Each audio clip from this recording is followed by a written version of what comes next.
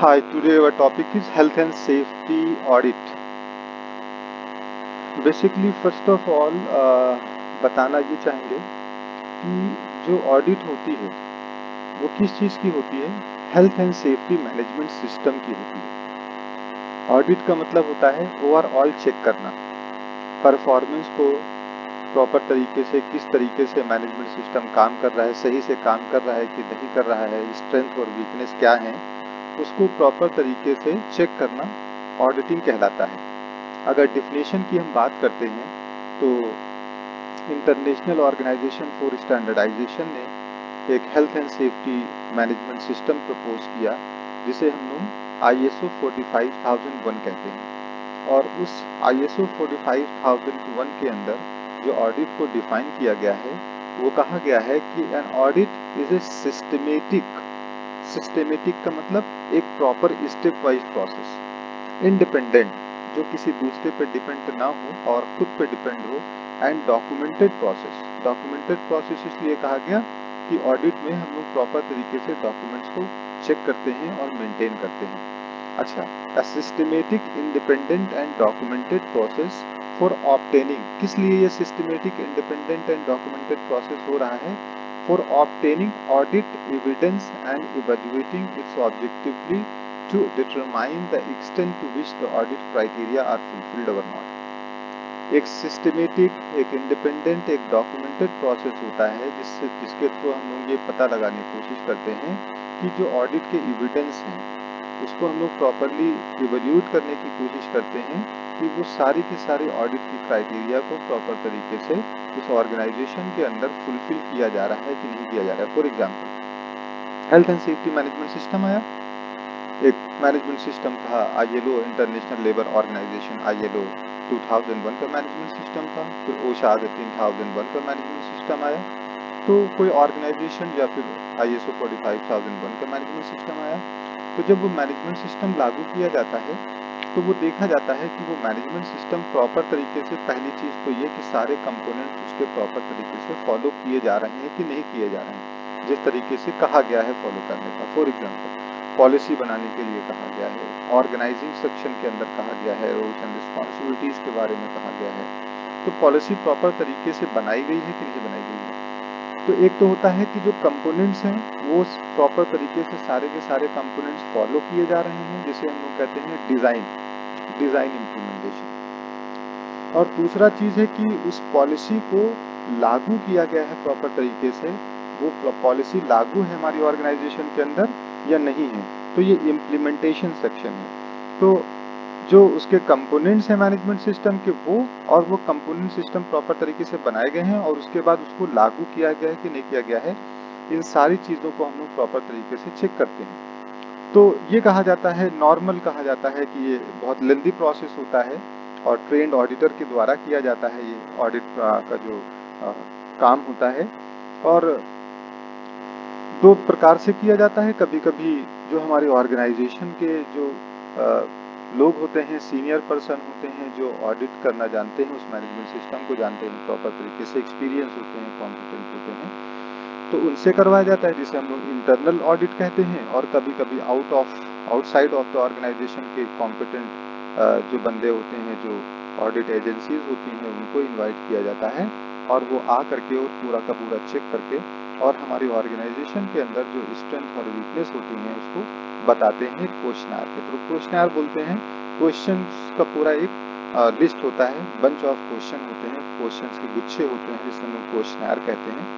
तो उसके थ्रू वो चीज़ें पता लगाते हैं कि हमारी ऑर्गेनाइजेशन के अंदर स्ट्रेंथ और वीकनेस क्या है। स्ट्रेंथ का मतलब है कि क्या पॉजिटिव चीज़ें हैं, वीकनेसेस का मतलब क्या नेगेटिव चीज़ें हमारी ऑर्गेनाइजेशन के अंदर हैं।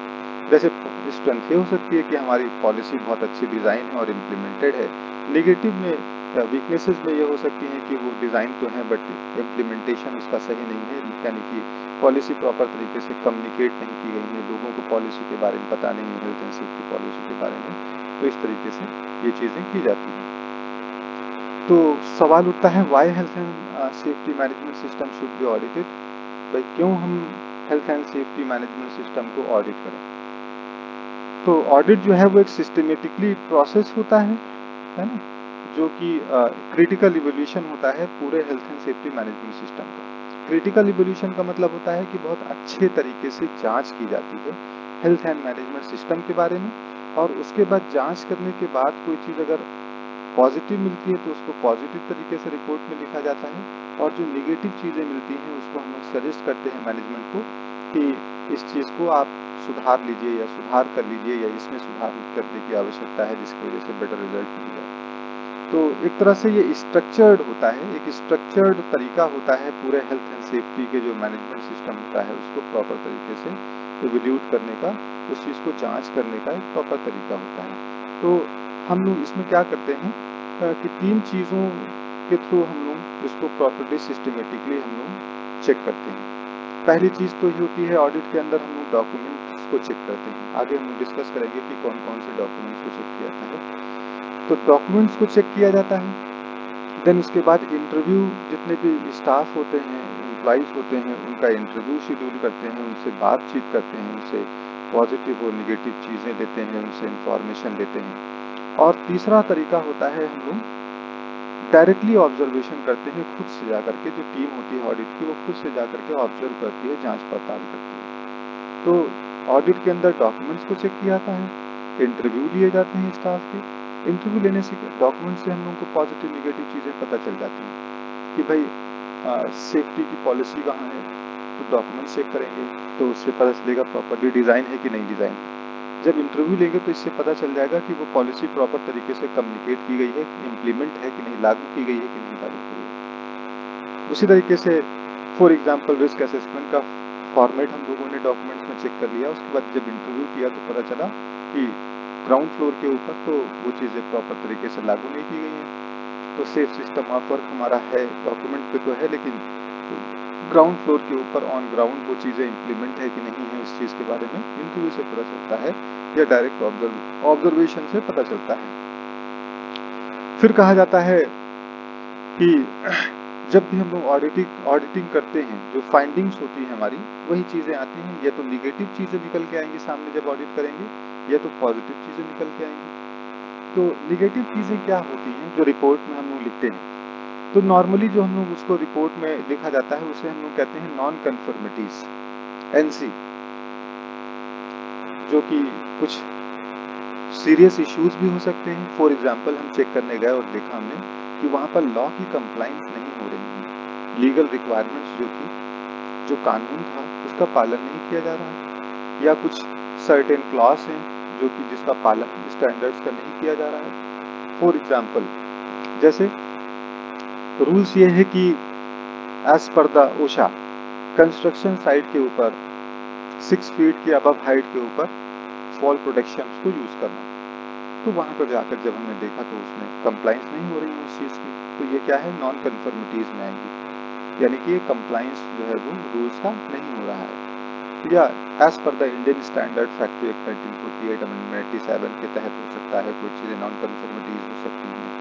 बिल्डिंग अगर कंस्ट्रक्शन वर्क एक्ट के अंडर में अधीन में कुछ ऐसी चीजें हैं जो हो सकता है नहीं हो रही हैं, या इलेक्ट्रिसिटी एक्ट के अकॉर्डिंग कोई चीज़ कंप्लाइंस नहीं की जा रही है, रूल्स रेगुलेशंस का पालन नहीं किया जा रहा है, तो ये सारी चीज़ें नॉन कन्फर्मिटीज में आएंगे। फॉर एग्जांपल ट्रेनिंग का प्रावधान है, चाहे वो आप फैक्ट्री एक्ट 1948 की बात करें, BOCW एक्ट की बात करें, International Labour Organization convention 1955 recommendation 64 की बात करें, ओशा की बात करें, तो चाहे नेशनल लॉ की बात करें चाहे इंटरनेशनल लॉ की बात करें, फॉर एग्जांपल ट्रेनिंग की कंप्लाइंस नहीं हो रही है तो ये क्या है, non compliance of legal requirement है। सेफ वर्क प्लेस नहीं है तो नॉन कंप्लाइंस माना जाएगा लीगल रिक्वायरमेंट की, क्योंकि लॉ ये कहता है कि एम्प्लॉयर की रिस्पॉन्सिबिलिटी है कि सेफ वर्क प्लेस प्रोवाइड करे, ट्रेनिंग प्रोवाइड करे, PPEs प्रोवाइड करे, सेफ इक्विपमेंट्स प्रोवाइड करे। तो ये सारी चीज़ें क्या है कि कभी निगेटिव में क्या मिलता है कि नॉन कन्फर्मिटीज मिलती हैं, non compliance of legal requirements या स्टैंडर्ड्स का कंप्लाइंस नहीं किया जा रहा है। अब फॉर एग्जांपल जैसे हाइट के ऊपर है कि 6 फीट के अबव हाइट के ऊपर आपको एक प्रॉपर प्लेटफॉर्म बना करके वर्क एट हाइट का काम करवाइए, तो आपने प्लेटफॉर्म तो बनाया, लॉ की कंप्लाइंस की, लेकिन जो सही तरीका प्लेटफॉर्म बनाने का था उसको आपने नहीं पालन किया, तो वो कुछ क्लॉज स्टैंडर्ड्स के हो सकते हैं, तो स्टैंडर्ड्स के क्लॉज को आपने नहीं फॉलो किया। स्टैंडर्ड्स का मतलब मानक का पालन नहीं किया, स्कैफोल्ड तो लगाया लेकिन मानक के अनुसार नहीं लगाया, तो कभी कभी लॉ की नॉन कंप्लाइंस हो सकती है निगेटिव में, या फिर कोई स्टैंडर्ड्स की नॉन कंप्लाइंस हो सकती है। और जब भी हम लोग ऑब्जर्वेशन यानी कि जब रिपोर्ट लिखी जाती है, जो फाइंडिंग्स होती हैं, तो उसमें पॉजिटिव चीज़ें भी आती हैं। कभी कभी ऐसे होते हैं कि ये पॉजिटिव वाले में तो ये हो सकता है, पॉजिटिव हो सकता है, या फिर कुछ ऑब्जर्वेशंस आपके हो सकते हैं जिसे अपॉर्चुनिटीज भी कह सकते हैं कि सुधार के लिए बता दिया जाए, उसको सुधारा जाए और भी इम्प्रूव किया जाए। तो ये नॉन सीरियस इश्यूज होते हैं जो कन्फर्मिटीज में नहीं आती हैं, कि लॉज में नहीं आते हैं। अब फॉर एग्जांपल कुछ चीज़ें आपने देखी जिसको और भी, जिसको पॉजिटिव हमने बताया कि हाँ ये बहुत अच्छा काम आपके यहाँ हो रहा है, कुछ चीज़ें ऐसी बताई जिसमें हमने ऑब्जर्वेशन किया, उसके बाद बताया कि हाँ इसको और भी इम्प्रूव किया सकता है, तो इस तरीके से भी हम लिख सकते हैं। तो पॉजिटिव और निगेटिव दो चीज़ें हम लोग को ऑडिट में मिलती हैं। तो ऑडिट और इंस्पेक्शन में थोड़ा सा अंतर होता है, डिफरेंस होता है। यानी ऑडिट जो होता है वो डॉक्यूमेंट्स को एग्जामाइन करना होता है, जो प्रोसीजर होता है उसमें उसको हम लोग एग्जामाइन करते हैं, उसको चेक करते हैं। उसके बाद इंटरव्यूज किया जाता है वर्कर्स का, स्टैंडर्ड्स को वेरीफाई किया जाता है, वर्क प्लेस को चेक करते हैं हम लोग। एक लंबा प्रोसेस होता है, एक्सपेंसिव प्रोसेस होता है, हाई लेवल ऑफ कॉम्पिटेंस की आवश्यकता पड़ती है, और ट्रेंड ऑडिटर के द्वारा ही ऑडिट कराया जा सकता है। ये ऑडिट है। इंस्पेक्शन में क्या होता है कि हम लोग वर्क प्लेस को चेक करते हैं, रिकॉर्ड्स को चेक करते हैं, बहुत जल्दी ये हो जाता है इंस्पेक्शन, कॉस्ट इसकी बहुत कम होती है, बेसिक कॉम्पिटेंस की आवश्यकता पड़ती है कि चेकलिस्ट दे दिया जाके किसी से कहा चेक कर लो, उसने चेक कर लिया। हो सकता है इंस्पेक्शन में भी पार्ट ऑफ ऑडिट हो सकता है, या फिर एक टीम के द्वारा की जाती है। जब भी इंस्पेक्शन किया जाता है तो जिस चीज़ का इंस्पेक्शन करने के लिए जा रहे हैं उसी के अकॉर्डिंग टीम को बनाया जाता है जो कि इंस्पेक्शन करेंगे। अब मशीन का इंस्पेक्शन करना है तो उसको मशीन की नॉलेज होनी चाहिए, तभी वो कर सकता है। ऑडिट्स के जो टाइप्स होते हैं, हम लोग टाइप्स की जब बात करते हैं तो एक तो होता है हमारा जो प्रोडक्ट और सर्विस है उसकी ऑडिट करना। अब किसी इंडस्ट्री की बात हम करेंगे जहाँ पर हमारे यहाँ लैपटॉप बन रहा है, ठीक है, या कोई मटेरियल है, या कोई सर्विस हम दे रहे हैं, सॉफ्टवेयर डेवलपमेंट कर रहे हैं, तो जब इसकी ऑडिट करेंगे तो प्रोडक्ट एंड सर्विस की ऑडिट करेंगे, इसमें डिज़ाइन क्या है, परफॉर्मेंस क्या है प्रोडक्ट की। तो अगर कंस्ट्रक्शन साइड की बात करते हैं तो उसमें ये चीज़ें नहीं आती हैं, लेकिन हम लोग तो ओवरऑल की बात करेंगे ना, कि प्रोडक्ट एंड सर्विस को ऑडिट करते हैं, हम लोग जो चीज़ें बना रहे हैं उसकी ऑडिटिंग करते हैं। फिर उसके बाद प्रोसेस की ऑडिट करते हैं। प्रोसेस का मतलब बनाने का तरीका। जैसे कोई भी मशीन है, कोई भी एक तरीका है जिसके थ्रू हम कोई चीज़ बना रहे हैं, तो उसके अंदर सर्टेन एक्यूरेसी ऑफ टेम्परेचर चाहिए, समय कितना लगता है, टेम्परेचर कितना चाहिए, प्रेशर कितना चाहिए, कंपोजिशन क्या क्या चीज़ उसमें मिलानी है, या करेंट टेम्परेचर की बात करें, या कंपोनेंट मिक्सचर की बात करें, तो ये प्रोसेस की बात होती है कि जब कोई चीज़ हम बना रहे हैं तो उसमें प्रोसेस जो हो रहा है उसकी ऑडिट करना। तो या तो हम प्रोडक्ट एंड सर्विस की ऑडिट करेंगे, या तो हम प्रोसेस की ऑडिट करेंगे। अब प्रोसेस के अंदर जब भी हम बात करते हैं कि ये जो ऑडिट होती है प्रोसेस ऑडिट, ये सर्विस ऑडिट से थोड़ा सा अलग होती है ना। तो इसमें क्या किया जाता है, जो ऑपरेशन चल रहा है हम लोगों के यहाँ, जो काम चल रहा है। अब फॉर एग्जांपल जैसे लैपटॉप बना रहे थे तो लैपटॉप का चेक करना, लैपटॉप की क्वालिटी और डिज़ाइन को चेक करना, और प्रोसेस में हम लोग देखेंगे जब लैपटॉप को हम बना रहे हैं, जैसे फॉर एग्जांपल उसके बाहर की चीज़ें बना रहे हैं, उसकी बॉडी बना रहे हैं, उसके बटन्स को बना रहे हैं, या उसके वायर्स को बना रहे हैं, तो इसके बनाने में जो चीज़ें काम चल रही हैं, जो ऑपरेशन हो रहा है, प्रोसेस हो रहा है, उसको जब ऑडिट करेंगे तब उसके अंदर उसकी हम लोग जो मेन चीज़ें हैं उसमें उसको हम लोग चेक करेंगे। तो उसी के अकॉर्डिंग बताया गया कि this types of audit verifies that process are working within established time, कि इसके अंदर हम लोगों को पता चलता है कि हमारा प्रोसेस जो है वो सही तरीके से हो रहा है कि नहीं हो रहा है। जो स्टैंडर्ड बताए गए हैं, प्री डिटरमाइंड इंस्ट्रक्शंस, स्टैंडर्ड्स, जो मेजर कन्फर्मेंस बताई गई हैं, वो प्रॉपर तरीके से हो रही हैं कि नहीं हो रही हैं, ठीक है ना। तो एक प्रोसेस ऑडिट के अंदर क्या हो सकता है, क्या क्या चीज़ें चेक कर सकते हैं, जैसे check conformance to define the requirement, जैसे टाइम कितना लगना चाहिए किसी चीज़ को बनाने में, वो चीज़ें उसी तरीके से हो रही हैं। एक्यूरेसी, कॉम्पिटेंसी या क्वालिटी कितनी चाहिए, वो सही तरीके से आ रही है कि नहीं आ रही, टेम्परेचर कितना होना चाहिए, प्रेशर है, कंपोजिशन है, वो सारी चीज़ें रिस्पॉन्सिव में से वो सही तरीके से आ रही हैं, सही चीज़ें आ रही हैं कि नहीं आ रही हैं। फिर रिसोर्सेज को एग्जामाइन करते हैं, जैसे इक्विपमेंट्स कौन कौन से हैं, पीपल कौन कौन से हैं, मटेरियल कौन कौन से हैं, इसको हम लोग पूरा का पूरा इक्विपमेंट, मटेरियल एंड पीपल को और इंक्लूडिंग इन्वायरमेंट को हम लोग चेक कर लेते हैं। फिर एडिक्वेसी एंड इफेक्टिवनेस हम लोग चेक करते हैं, जो प्रोसेस हमारा चल रहा है अब फॉर एग्जांपल को सीमेंट है, तो सीमेंट में एक तो प्रोडक्ट बनना, सीमेंट का बनना, तो हम लोग जब प्रोसेस प्रोडक्ट या सर्विस की ऑडिट करेंगे तो हम लोग सीमेंट की क्वालिटी को चेक करेंगे, और उसके बाद अगर हम लोग उसके प्रोसेस को चेक करेंगे तो सीमेंट को बनाने का जो प्रोसेस है कि लाइम स्टोन है उसको ग्राइंड करना है, उसमें जो चीज़ें मिलाई जा रही हैं, जो जिस चैम्बर जिस फनल के अंदर उसको मिक्स कर किया जा रहा है हाई टेम्परेचर पे, तो उसका वो टेम्परेचर पूरा हो रहा है कि नहीं हो रहा है, तभी बॉन्ड्स बनेंगे, तभी उसका रिएक्शन प्रॉपर तरीके से होगा। तो प्रोसेस में हम उसके बनाने के तरीके को चेक करते हैं। और तीसरा होता है सिस्टम ऑडिट, जिसको हम लोग कह सकते हैं कि जो उसको बनाने का जो मैनेजमेंट सिस्टम है जिसको हम लोग कहते हैं। तो ज़्यादातर हम लोग की जब बात आती है, हम लोग health and safety management system की जब बात करते हैं तो हम लोग क्या करते हैं, सिस्टम ऑडिट को करते हैं। तो सिस्टम ऑडिट में क्या होता है कि an audit conducted on a management system, it can be described as the documented activity performed by verify the examinations and evaluation of objective evidence that applicable elements of the systems are appropriate and effective and have been developed, documented, implemented in accordance with the conjunction with the special requirement। तो हम लोग इसमें क्या करते हैं, management system को audit करते हैं। ये हम लोग की मेन ऑडिटिंग में हम लोगों का ये आता है कि मैनेजमेंट सिस्टम, प्रोसेस को करने वाले अलग होते हैं, प्रोडक्ट को करने वाले अलग होते हैं। हम लोग में जो सबसे ज़्यादा देखा जाता है वो है सेफ्टी मैनेजमेंट सिस्टम।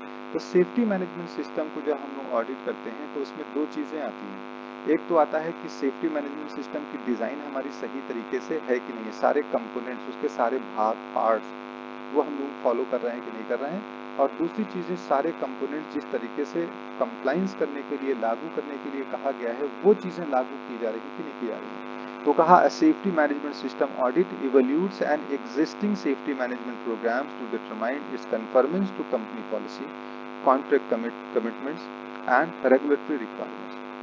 जब हम लोग सेफ्टी मैनेजमेंट सिस्टम की जब ऑडिट करते हैं तो वो क्या इवेल्यूट करता है, क्या चेक करता है, कंपनी की पॉलिसी की कंफर्मेंस क्या है, फिर कॉन्ट्रैक्ट जो हुआ है, जो कमिटमेंट्स हुए हैं हमारे, और जो रेगुलेटरी रिक्वायरमेंट्स है वो सही तरीके से हो रहा है कि नहीं हो रहा है। उसी तरीके से हम लोग इन्वायरमेंटल जो सिस्टम होता है या इन्वायरमेंटल मैनेजमेंट सिस्टम की जब ऑडिट करते हैं तो हम लोग इन्वायरमेंटल मैनेजमेंट सिस्टम को चेक करते हैं। फूड सेफ्टी सिस्टम जब हम लोग एग्जामाइन करते हैं तो फूड सेफ्टी मैनेजमेंट सिस्टम को चेक करते हैं। क्वालिटी मैनेजमेंट सिस्टम की जब ऑडिट की बात करते हैं तो हम लोग क्वालिटी मैनेजमेंट सिस्टम को चेक करते हैं। तो इस तरीके से बहुत से मैनेजमेंट सिस्टम होते हैं। तो चाहे वो क्वालिटी मैनेजमेंट सिस्टम हो, चाहे वो प्रोडक्शन मैनेजमेंट सिस्टम हो, चाहे वो प्रोसेस मैनेजमेंट सिस्टम हो, चाहे वो health and safety management system हो, चाहे इन्वायरमेंटल मैनेजमेंट सिस्टम हो, जिस मैनेजमेंट सिस्टम की ऑडिट करने जाएंगे उसके मैनेजमेंट सिस्टम को हम लोग ऑडिट करेंगे। तो advantages and disadvantages of internal and external audits, दो तरीके की ऑडिट्स की जाती हैं। एक इंटरनल होता है, जो इंटरनल ऑडिट होती है वो हमारी ऑर्गेनाइजेशन के अपने लोग करते हैं, और जो एक्सटर्नल होती है उसमें एक थर्ड पार्टी को इनवाइट किया जाता है, किसी एजेंसी के थ्रू करवाया जाता है। तो हर चीज़ के कुछ फायदे होते हैं, कुछ नुकसान होते हैं। जैसे एक्सटर्नल ऑडिट्स की जब हम लोग बात करते हैं, यानी बाहर वाली ऑर्गेनाइजेशन जब आती है तो उसके कुछ फायदे हैं, कुछ नुकसान भी होते हैं।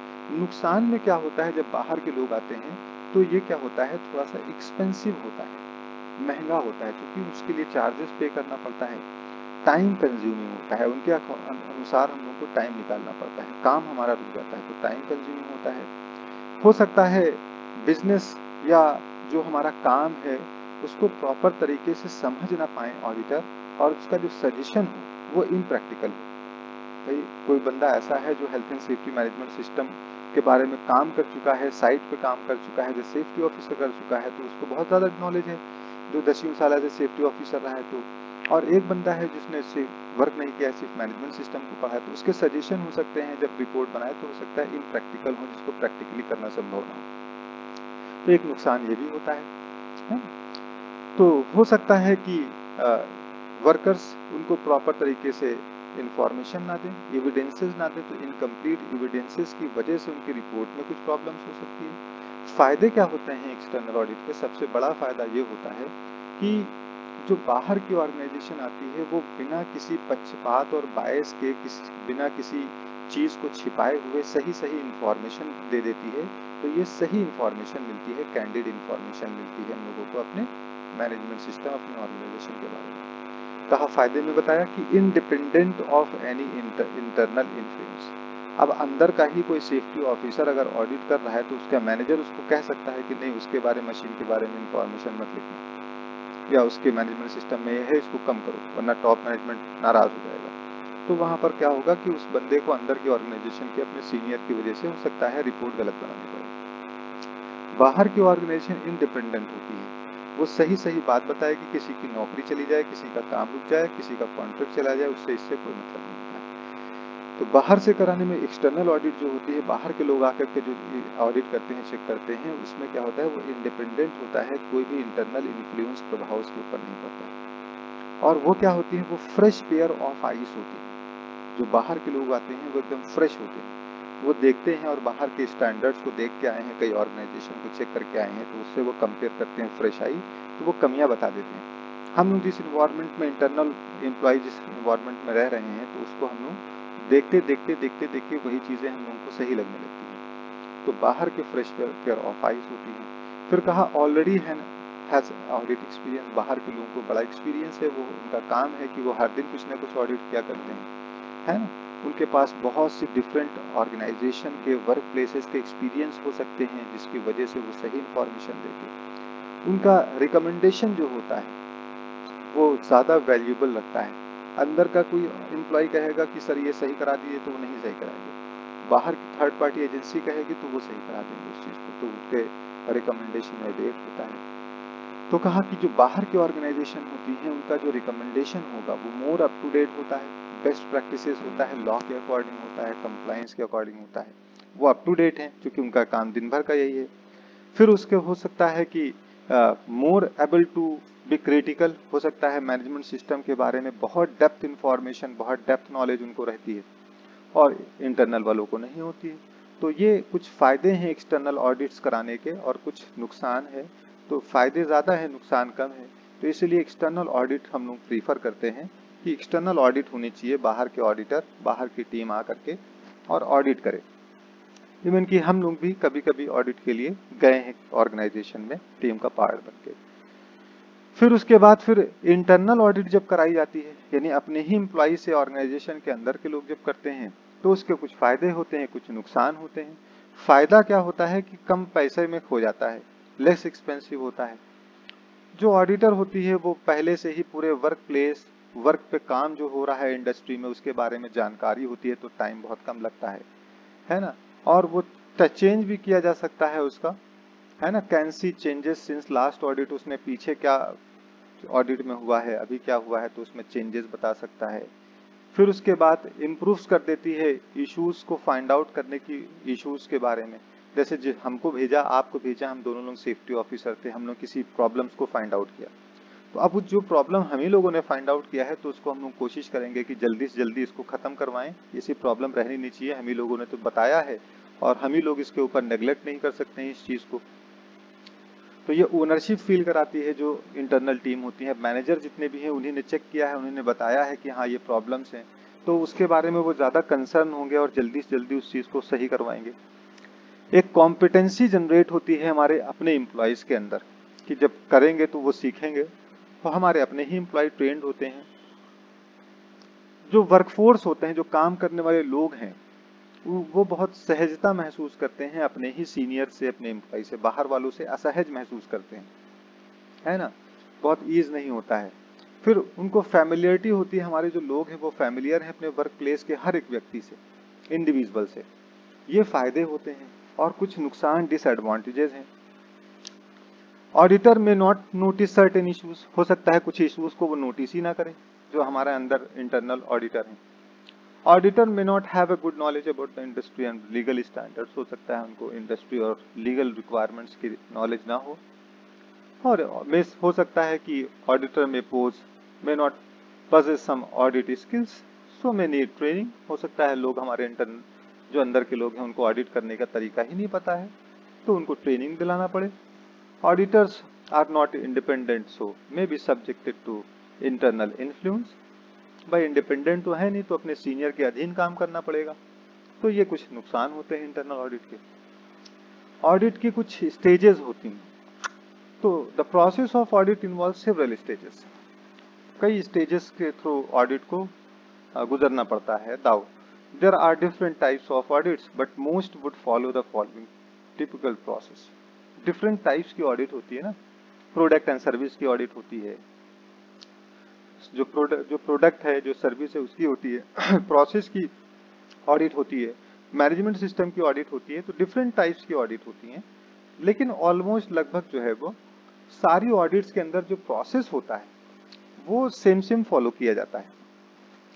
तो ऑडिट करने से पहले तैयारी करनी पड़ती है, जिसे हम लोग कहते हैं pre audit preparation.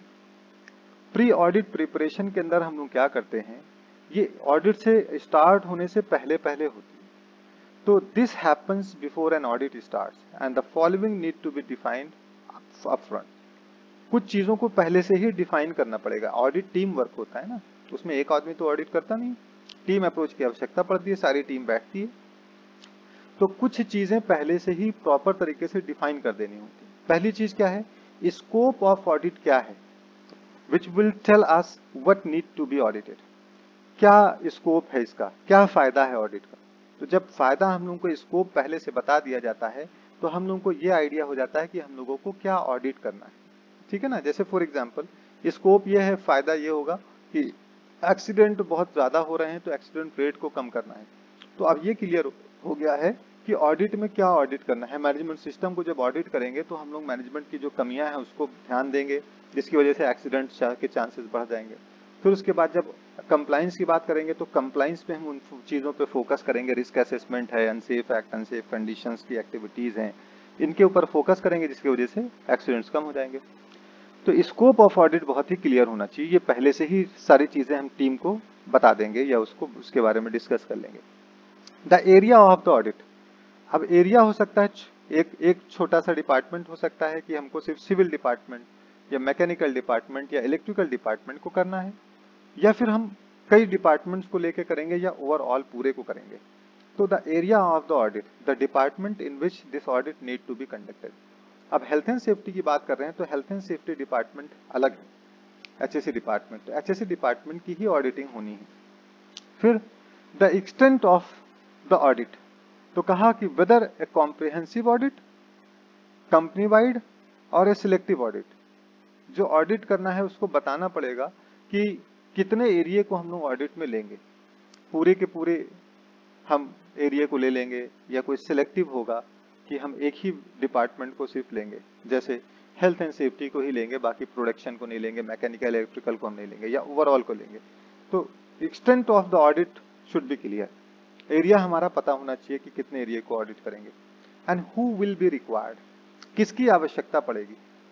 So auditor will require a wide variety of personal, बहुत से लोगों की आवश्यकता पड़ सकती है ऑडिटर को, जिसके साथ में वो काम करेंगे, जिससे वो इंटरव्यू करेंगे, है ना। Also the auditor would require escorts who will accompany them in their visits to the workplace, और भी लोगों की सहायता पड़ेगी। भाई ऑडिट ऐसे तो होता नहीं है, पहले तो पूरी टीम जा करके उस पूरे एरिया को एग्जामाइन करती है, जानती है, पहचानती है, प्रोसेस को देखती है, सारी चीज समझती है ना। तो एक बार में नहीं होता है कि कुछ ही दिन उठाया और पेन और क्वेश्चनर उठाया और जाके ऑडिट कर लिया, नहीं। उसके लिए एक प्रॉपर टीम जाती है, टीम की विजिट होती है, प्री ऑडिट विजिट होती है, फिर उसके बाद ऑडिट करने जाते हैं, फिर पोस्ट ऑडिट विजिट होती है। तो इस तरीके से विजिट होती है, तो वहां पर लोग चाहिए, उसकी स्क्वाड चाहिए वहां पर हेल्प करने के लिए, जो उनको बताएंगे पूरी इंफॉर्मेशन। फिर होता है कि इंफॉर्मेशन गैदरिंग, हम इंफॉर्मेशन को गैदर करते हैं। अब normally N auditor would ask for a wide variety of documents, बहुत से डॉक्यूमेंट्स के बारे में पूछेगा, स्टडी करेगा, उसको प्रिपेयर करेगा, है ना, ऑडिट के लिए प्रिपेयर करेगा, डॉक्यूमेंट्स को प्रिपेयर करेगा। तो बिना इंफॉर्मेशन गैदरिंग के तो वो चीज नहीं कर सकती है। तो ये एक प्री ऑडिट एक प्रिपरेशन होती है। ऑडिट करने से पहले ऑडिटर की टीम को एक तैयारी करनी पड़ती है, और वो इस तरीके से ये सारी इंफॉर्मेशन लेकर के ही तैयारी करता है। फिर कॉम्पिटेंसी ऑफ द ऑडिटर की बात करते हैं कि audit can be done by a single person और ए ग्रुप ऑफ पीपल। कोई सिंगल बंदा भी कर सकता है, ग्रुप ऑफ पीपल की भी आवश्यकता पड़ती है, डिपेंड करता है कि कितना एरिया कवर कर रहे हैं, कितना डिपार्टमेंट कर रहे हैं, कितनी बड़ी ऑर्गेनाइजेशन है, उसी के अनुसार ये चीज देखी जाती है कि हमको टीम की आवश्यकता है या हम अकेले बंदे कर सकते हैं, फिर उनकी टाइम लिमिट क्या है, कितने टाइम में ऑडिट करके देना है, उसी के अकॉर्डिंग हम लोगों को टीम को प्रिपेयर करना पड़ता है। फिर बात होती है ड्यूरिंग द ऑडिट, जब ऑडिट स्टार्ट हो जाती है। When an audit would begin on the designated day at the designated time with an opening meeting. At this meeting, both the auditor and auditee will be present, and after the customary introductions, the auditor would announce the scope and extent of the audit and the schedule for the audit which is agreed mutually. जब audit शुरू होने वाली होती है तो auditor बैठता है, बाहर का फॉर एग्जांपल ऑडिटर के हम और आप बाहर से टीम भेजी गई कि जाइए फला ऑर्गेनाइजेशन को ऑडिट करके आइए, तो हम और आप गए, वहां पर जब जाएंगे तो एक मीटिंग होगी हमारी। मीटिंग किससे होगी? उस ऑर्गेनाइजेशन के जो रिस्पॉन्सिबल पर्सन है, जो ऑडिट करवाएंगे वहां पर उस ऑर्गेनाइजेशन के अंदर ऑडिटीज, वो बैठेंगे। हम जो है एज ए ऑडिटर उनको स्कोप के बारे में बताएंगे कि ऑडिट का स्कोप क्या है, इससे क्या हो सकता है, क्या फायदा होगा, कितना एरिया ऑडिट करेंगे, पूरी चीजें एक बार एक्सप्लेन करेंगे और उस चीज के ऊपर दोनों लोग एग्री करेंगे, म्यूचुअली एग्रीड होंगे। हम और आप दोनों लोग उन टीम के साथ, उनकी अपनी टीम के साथ में हम लोग एग्री करेंगे कि हाँ ठीक है। अब depending upon the schedule the auditor would then visit each departments and conduct the audit. जैसा शेड्यूल बनाया जाएगा कि एक दिन हम इस जैसे 4 डिपार्टमेंट को ऑडिट करना है तो हम लोग डे शिफ्ट शेड्यूल कर लेंगे कि इस डेट के अंदर, चूंकि मैनेजमेंट उसी तरीके से फ्री करेगा ना लोगों को अपनी ऑर्गेनाइजेशन में, कि हमने बता दिया कि पहले दिन हम ये डिपार्टमेंट ऑडिट करेंगे, दूसरे दिन इस डिपार्टमेंट को ऑडिट करेंगे, तीसरे दिन इस डिपार्टमेंट को ऑडिट करेंगे। तो इस तरीके से डिपार्टमेंट वाइज हम लोग ऑडिट करते हैं। तो जब हम लोग की मीटिंग होगी, हम और आप जैसे ऑडिटर बन करके गए हैं बाहर से, वहां पर मैनेजमेंट से बात करेंगे कि हम लोग 21 ऑफ 2024 को हम मैनेजमेंट सिस्टम की ऑडिट करेंगे, health and safety management system को देखेंगे। दूसरे electrical department, mechanical department, civil department, chemical department, इस तरीके से हम लोगों ने शेड्यूल कर लिया है।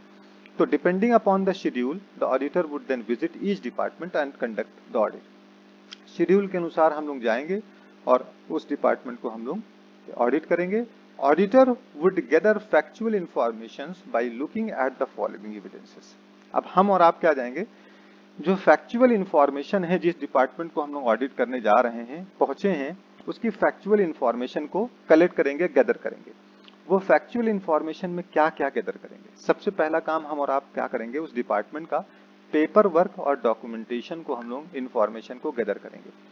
क्या इंफॉर्मेशन हो सकती है उसके अंदर? पेपर वर्क और डॉक्यूमेंटेशन जब करेंगे तो क्या क्या हो सकती है department, for example health and safety की बात कर रहे हैं। The record would indicate how well the health and safety management system is working in the organization।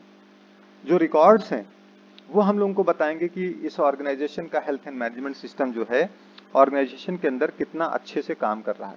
It would also indicate to potential gaps, और हम लोगों को जब मैनेजमेंट को हम डॉक्यूमेंट को चेक करेंगे उस मैनेजमेंट की, तो हम लोगों को गैप्स भी पता चलेंगे कि कहाँ पर कमियां हैं। Typically an auditor may look at the following documents to gain the evidence of conformity. अब फॉर एग्जांपल किसी ऑर्गेनाइजेशन के health and safety management system management में गए और वहां का पेपर वर्क हम लोग चेक करने गए, तो हम पेपर वर्क में क्या क्या चीजें चेक करेंगे?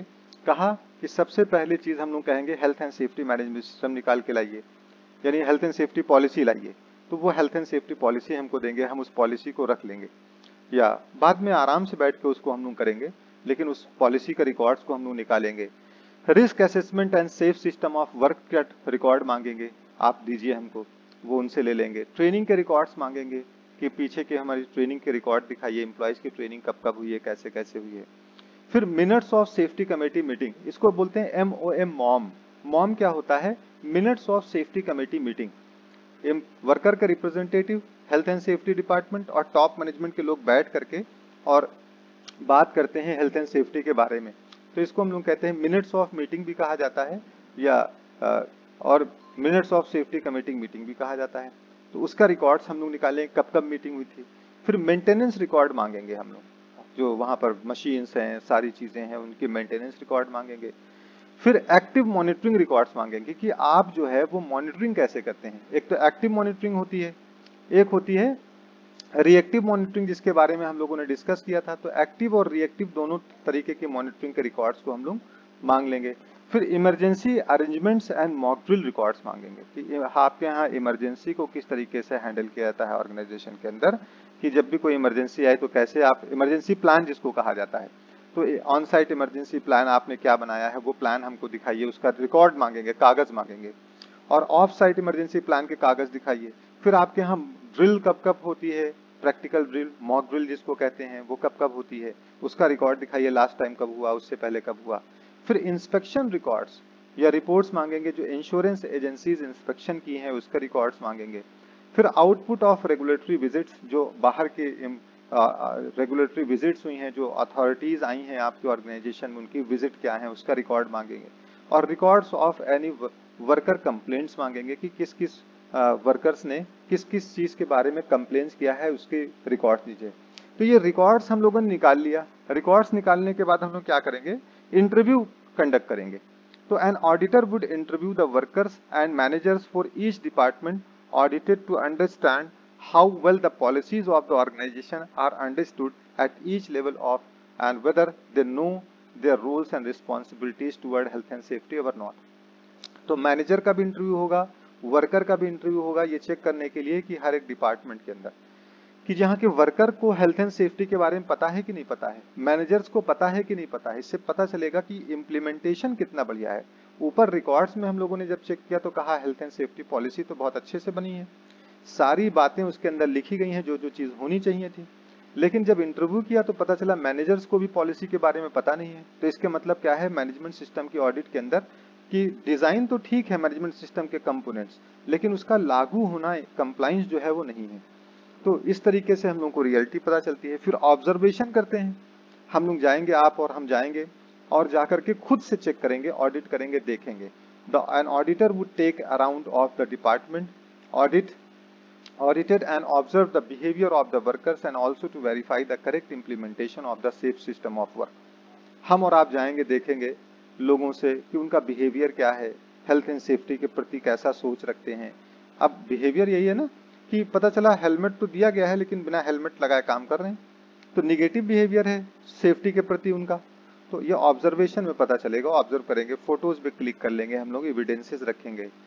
फिर देखेंगे कि कहीं पर खड़े होकर के देखने लगेंगे कि देखिए वेल्डिंग का जो काम कर रहा है ये स्टार्टिंग शुरू से आखिर तक कैसे कर रहा है, क्या सेफ सिस्टम ऑफ वर्क को फॉलो कर रहा है कि नहीं कर रहा है, एक सही तरीका जो स्टेप वाइज है उसका पालन सही से हो रहा है कि नहीं हो रहा है। तो ये इस तरीके से हम लोग ऑडिट में डॉक्यूमेंट्स को चेक करते हैं, इंटरव्यू लेते हैं और ऑब्जर्वेशन करते हैं कि किस तरीके से काम हो रहा है। फिर सिलेक्शन ऑफ द स्टाफ, जब हम लोग सिलेक्शन करेंगे, स्टाफ को भी रिक्वायरमेंट होती है कि if audits are to be carried out internally, organization should be mindful for the fact that very often the result of the audit may appear to be critically of the organization। जब भी internal audit की हम लोग बात करते हैं तो इस चीज का ध्यान रखना पड़ेगा कि हमारे जब सिलेक्शन करेंगे कि हमारे स्टाफ जो हैं वो कौन कौन से बंदे हैं जो ऑडिट करेंगे, किस टाइम ऑडिट करेंगे, तो ये proper selection of the staff होना चाहिए, ठीक है ना। ऐसा नहीं होना चाहिए कि नॉन कॉम्पिटेंट बंदे को हमने इंटरनल ऑडिट करा रहे हैं कि अपनी ही ऑर्गेनाइजेशन के बंदों से ऑडिट कराना है, तो नॉन कॉम्पिटेंट बंदों को हम लोगों ने ले लिया, तो सिलेक्शन ही गलत हो गया है। तो कौन सा टाइम उसमें बताया जाएगा, टाइम एंड रिसोर्सेज दिए जाएंगे उसको। इन डेप्थ एनालिसिस के लिए थोड़ा समय की आवश्यकता पड़ती है ना, कि स्टैंडर्ड्स के प्रति कैसा किस तरीके से जा सकते हैं, वो देख सकते हैं कि बहुत डेप्थ में जा करके अगर जांच करना है किसी पूरे ऑर्गेनाइजेशन के अंदर रूल्स एंड रेगुलेशन की, तो समय लगता है उसके अंदर। तो टाइम और रिसोर्सेज दोनों चीजें हम लोगों को प्रोवाइड करनी पड़ती हैं उसके प्रति। फिर एंड ऑफ द ऑडिट जब होती है, जब ऑडिट खत्म हो जाती है, चाहे वो इंटरनल ऑडिट हो चाहे वो एक्सटर्नल ऑडिट हो, जब ऑडिट खत्म हो जाती है तो उसमें क्या होता है कि कुछ चीजें पाई जाती हैं। और क्या चीजें पाई जाती हैं, जब बताया द रिपोर्ट सबमिट करनी होती है, रिपोर्ट बनानी होती है। The audit would come to an end with a closing meeting and the participants would generally be the same as that of the opening meeting. जब शुरू में हम लोगों ने उस ऑर्गेनाइजेशन के लोगों से बात की थी, मीटिंग की थी, तब शुरू की थी, और जब एंड कर रहे हैं, खत्म कर रहे हैं, ऑडिट खत्म हो गई है, तब भी एक मीटिंग होगी, क्लोजिंग मीटिंग होगी। तो उसमें वही जो पहले के जो लोग थे और जो बात उसी मीटिंग के अंदर वो होने चाहिए, है ना, क्लोजिंग मीटिंग के अंदर। सो उस टाइम पे ऑडिटर क्या करता है, auditor will give the verbal feedback as to what their main observations were and give list of the improvements required. Verbal recommendation बताएगा कि ये चीजें हमने पाई हैं, वहां पर ये सही होना चाहिए, ऐसे होना चाहिए। लिस्ट ऑफ इम्प्रूवमेंट्स बता देगा कि ये इम्प्रूवमेंट्स करने की आवश्यकता है उस चीज में, उस जगह पर, उस जगह पर, उस जगह पर। इस तरीके से उनको ट्रेनिंग प्रोवाइड कर दिए, वहां पर इंस्पेक्शन बढ़ा दीजिए, वहां पर ये कर दीजिए, वहां पर ये कर दीजिए, लिस्ट पूरी देगा। Then the auditors would then follow up their verbal reports with a written audit reports which will in details speak about the recommendation for improvements and the time scale with priorities।